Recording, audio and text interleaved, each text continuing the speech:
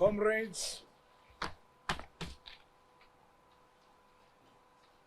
I warmly welcome you to this 393 ordinary session of the Politburo. I recognize and welcome in a special way Rtd General Comrade Philip Valerio Sibanda.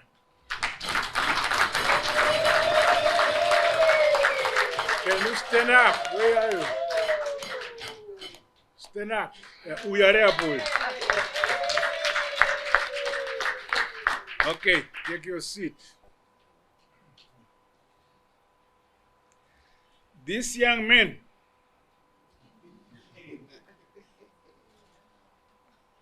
was known during the struggle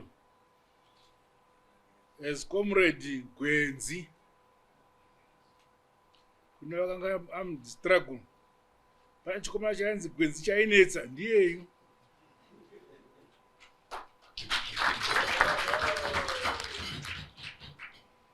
In appointing him to this important structure of our colossal revolutionary mass party, I am confident that his broad experience will help advance the ongoing work towards the growth and development of our party.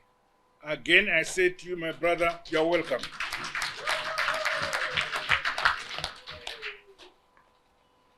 Under ZANU-PF, our national values, cultural norms, and rich knowledge systems continue to anchor the ongoing development, modernization, and industrialization agenda.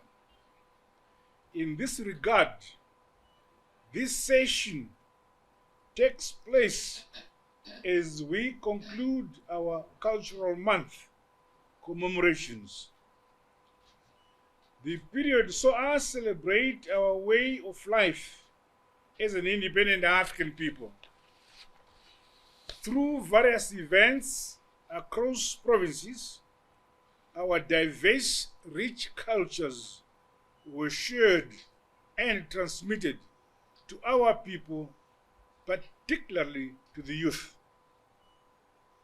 Party departments, educational institutions, ICTs, and media platforms must sustain and continually harness the spirit behind these month-long celebrations for the good of our motherland, Zimbabwe.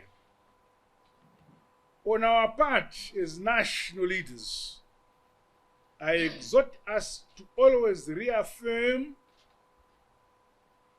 the position that cultural diversity is a source of unity, social cohesion, and sustainable development. It should never be a basis for division, conflict, or discord. There is no culture which is superior than the other. All cultures must be respected in this republic.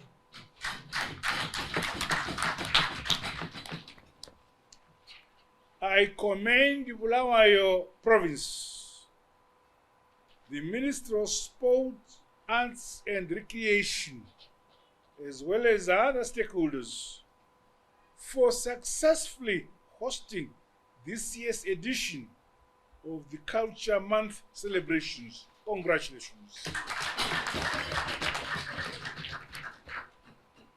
We also joined the rest of the continent in celebrating Africa Day.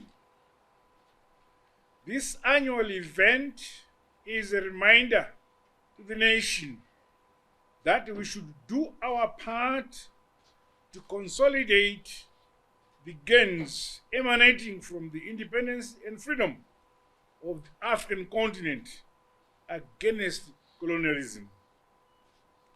The vision of a united, prosperous, and integrated Africa must be pursued without any apologies.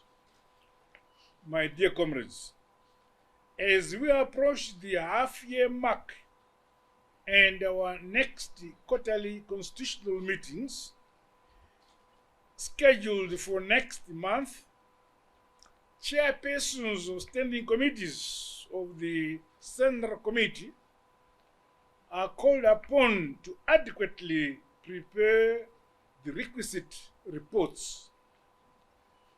The committees remain critical centers of innovative policy generation, monitoring and oversight. To better serve the Central Committee, the Politburo, as an executive committee of the Central Committee, is aided to always serve with revolutionary vigilance, ideological clarity, integrity, and of course, servant leadership. It is my expectation that departmental heads will scale up the rate of implementation of agreed policies and strategies as we grow our membership, as well as professionalize and modernize party work. In doing so, let us embrace digital technologies, particularly artificial intelligence, in party operations, guided, of course, by our agreed communication guidelines and overarching national artificial intelligence strategy. Meanwhile, I commend the Women's League for convening a seminar for senior female civil servants. Congratulations. Undoubtedly, such initiatives enhance the impactful role of women in governance and national development within the context of the national interests as propagated by our ruling People's Party, ZANU-PF. Under the Second Republic, government will continue to entrench an environment for women along with other citizens to excel in both the private and public sectors.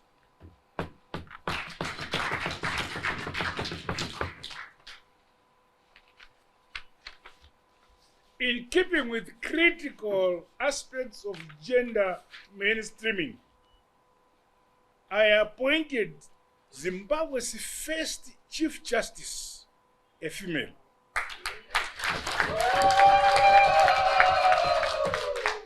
And also a youthful chartered accountant is the country's new Auditor General. This is testament of the confidence my administration has in the capabilities of our citizens, including our women and our youth. I was equally pleased to address a vibrant National Assembly meeting of the Youth League. It is impressive that the youth wing is broadening transformational empowerment projects for young people across all districts. I urge party departments to give them the requisite support so that they remain an empowered structure that towers the correct line of the revolution, free from manipulation, guaranteeing financial sustainability of our party remains every member's responsibility. This centralization of party resources is a welcome development. I expect the allocation of party resources and assets to prioritize programs and activities that result in higher impacts and visible outcomes. Tiri musangano unozadzisa zvinangwa zvawo. Tiri musangano wezvinobatika. ZANU-PF is a party that delivers at every level and across structures.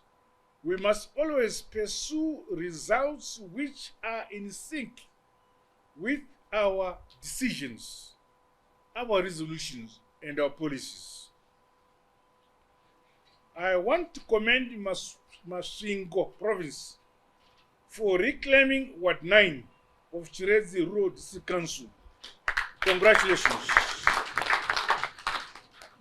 They were uncontested. I challenge Matabele North Province to continue with the mobilization work towards victories in the scheduled by-elections for Ward 1, Ward 10, and Ward 21 of Cholocho District. Turning to national development projects, I was pleased to commission the new Varum Beverages Snake production line in Harare and a 10 megawatt solar power plant in Kwekwe, as well as laying the foundation stone for the envisioned expansion to 100 megawatts. These projects, among many other investments being undertaken in all sectors of the economy, are evidence of the confidence in our party and government policies.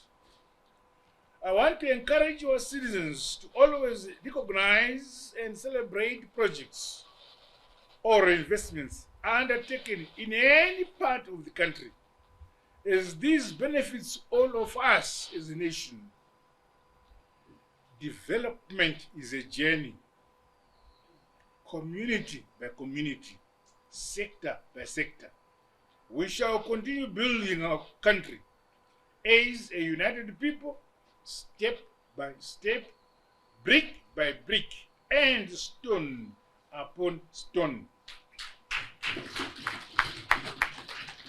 Atidi avo vanonyunyuta kuti sei izvi zvaitwa uko kwete kwedu haiwaka.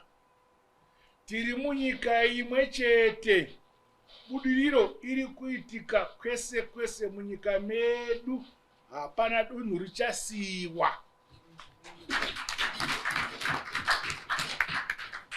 Investments in our country, no matter where they occur, should be a rallying factor and are never manipulated to sow seeds of divisions. It is encouraging that the ease of doing business and other reforms we are implementing across all sectors, including most recently in mining, agriculture, and the creative industry, are bearing fruit, benefiting both investors and our communities respectively. Under ZANU-PF, Zimbabwe will remain a competitive destination where capital shall continue to feel safe. We are open for business as a country. On the international front, our party-led government